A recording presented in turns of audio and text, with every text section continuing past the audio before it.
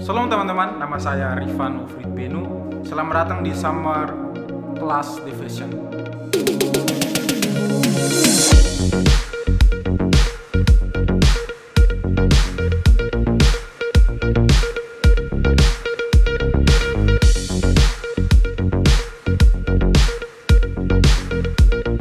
Hari ini saya ingin menyampaikan beberapa kebenaran yang sebenarnya ini udah sering kali kita dengar ya teman-teman. Dan saya percaya juga kebenaran ini akan memberkati setiap pribadi kita masing-masing. Yang pertama kita langsung saja teman-teman. Di sini kita akan membahas kenapa kita harus menyembah Tuhan. Yang pertama yang saya catat di sini adalah kenapa kita wajib menyembah Tuhan. Yang pertama adalah teman-teman dan saya diciptakan untuk memuliakan Dia. Kita bisa membacanya dalam Alkitab, di dalam kitab Yesaya 43 ayat 6 sampai 7. Di situ dikatakan, aku akan berkata kepada utara, berikanlah, dan kepada selatan, janganlah tahan-tahan. Bawalah anak-anakku laki-laki dari jauh, dan anak-anakku perempuan dari ujung-ujung bumi. Semua orang yang disebutkan dengan namaku yang kuciptakan untuk kemuliaanku, yang kubentuk dan yang juga kujadikan. Ayat ini mau mengingatkan kepada kita teman-teman bahwa seharusnya hidup kita ini membawa kemuliaan bagi Tuhan. Ada banyak cara untuk menyembah Tuhan teman-teman. Yang intinya adalah pakai hidup kita untuk memuliakan nama Tuhan. Teman-teman dan saya diciptakan dengan karakter yang berbeda-beda. Teman-teman diciptakan dengan talenta yang mungkin dikasih Tuhan sangat-sangat luar biasa teman-teman. Kita diciptakan bukan sebuah kebetulan kita diciptakan memiliki mulut. Bukan sebuah kebetulan juga kita diciptakan memiliki mata. Bukan sebuah kebetulan kita diciptakan memiliki kepala dengan pikiran yang begitu besar. Dan kita pakai pikiran-pikiran itu untuk bagaimana kita tidak memikirkan hal tentang diri kita sendiri, tapi kita pakai pikiran itu untuk memikirkan bagaimana caranya untuk kita memuliakan nama Tuhan. Yang kedua, kenapa kita harus menyembah Tuhan teman-teman? Karena Dia telah melakukan perkara yang besar bagi hidup saya dan teman-teman semua. Di situ kita bisa baca, kita bisa buka Alkitab kita masing-masing di 1 Petrus 2 ayatnya yang ke-9. Di situ mengatakan, tetapi kamulah bangsa yang terpilih, imamat yang rajani, bangsa yang kudus, umat kepunyaan Allah sendiri, supaya kamu memberitakan perbuatan-perbuatan yang besar dari Dia, yang telah memanggil kamu keluar dari kegelapan kepada terangnya yang ajaib. Ya teman-teman, keselamatan yang atasnya telah diterima oleh setiap kita, manusia sebagai orang percaya. Hal ini boleh tergenapi oleh kematian dan penyaliban Yesus Kristus pada kayu salib 2000 tahun yang lalu. Untuk apa? Untuk menggantikan dosa-dosa saya dan teman-teman semua.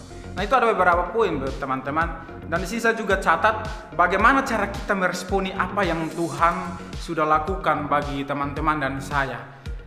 Di situ ada, kita bisa buka di Ibrani 12 ayatnya yang ke-28. Di situ mengatakan, jadi karena kita menerima kerajaan yang tidak tergoncangkan, marilah kita mengucap syukur dan beribadah kepada Allah menurut cara yang berkenan kepadanya dengan hormat dan takut. Beribadah kepada Allah menurut cara yang berkenan kepadanya. Bagaimana cara berkenan kepada Allah kalau kita menyembah? Di dalam Yohanes 4 ayat yang ke-24 di situ mengatakan Allah itu roh dan barang siapa menyembah Dia harus menyembahnya dalam roh dan kebenaran teman-teman. Kita harus menyembah Tuhan, kita harus beribadah kepada Allah dengan hormat dan takut gentar terhadap Tuhan. Sebab itulah yang bisa kita lakukan untuk membalas kasih setia kasih karunia Tuhan dalam kehidupan kita. Terus yang berikut, yang ketiga adalah bagaimana supaya kita menyembah Tuhan. Yang berikut adalah karena itu perintah Tuhan sendiri teman-teman. Mengapa kita harus menyembah Tuhan? Karena itu perintah Tuhan sendiri. Di dalam kitab Mazmur 150 kalau kita baca, ada banyak sekali kata pujilah. Bahkan ada lebih dari 10 kali kata pujilah teman-teman yang digunakan dalam Mazmur 150. Di situ saya akan membacakan beberapa poin di dalam 150 itu. Yang pertama di ayatnya yang ketiga, pujilah Tuhan dengan tiupan sangkakala. Terus ayatnya yang kelima berkatalah, pujilah Tuhan dengan ceracap yang berdenting. Terus ayatnya yang keempat itu, pujilah Tuhan dengan rebana dan tari-tarian. Ya teman-teman, kalau bahasa Indonesia menggunakan imbuhan akhir kata lah, itu berarti perintah teman-teman. Di dalam Mazmur 103 juga ayat yang pertama juga berkata demikian. Pujilah Tuhan hai jiwaku, pujilah namanya yang kudus hai segenap batinku teman-teman. Bukan hanya dengan alat musik dan tari-tarian yang bisa kita lakukan, tapi kita memuji Tuhan dengan segenap hati dan batin kita.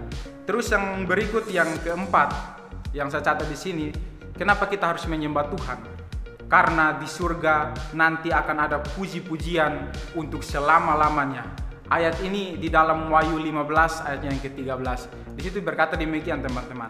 Dan aku mendengar semua makhluk yang di surga dan yang di bumi dan yang di bawah bumi dan yang di laut dan semua yang ada di dalamnya berkata, bagi Dia yang duduk di atas tahta bagi anak domba adalah puji-pujian dan hormat dan kemuliaan dan kuasa sampai selama-lamanya. Kita menyembah Tuhan karena kita sedang mempersiapkan untuk kekekalan nanti ya teman-teman. Kalau di dunia ini kita tidak suka menyembah, bagaimana nanti di surga? Jadi itulah beberapa poin penting yang sudah saya simpulkan, dan saya akan membacakan simpulannya itu teman-teman dari poin yang tadi sudah saya sampaikan. Yang pertama, kenapa kita harus menyembah Tuhan? Karena kita diciptakan untuk kemuliaan namanya. Terus yang kedua, kita telah ditebus oleh darahnya. Yang ketiga, karena Tuhan memberikan perintah untuk memuji Dia. Terus yang terakhir, karena kita akan menyembah Tuhan dalam kekekalan untuk selama-lamanya. Oke teman-teman, saya berdoa semoga di setiap kita bersuka di dalam hadirat Tuhan dan hidup intim dalam pujian dan penyembah Tuhan. Demikian renungan firman Tuhan yang saya dapat bagikan. Salam Ikrais, salam sehati. Tuhan Yesus memberkati.